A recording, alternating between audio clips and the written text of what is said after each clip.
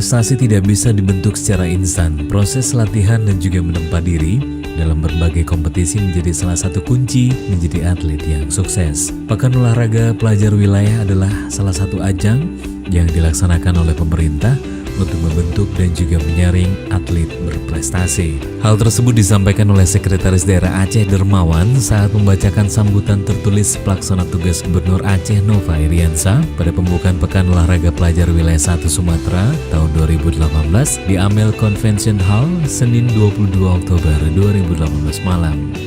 Selain Zohri, Sambung Dermawan, tentu ada ratusan bahkan ribuan atlet nasional lainnya yang memulai kiprah awalnya dari kompetisi antar pelajar. Oleh karena itu, Sekda mengimbau para atlet untuk memanfaatkan ajang Popwil sebagai ajang untuk menempa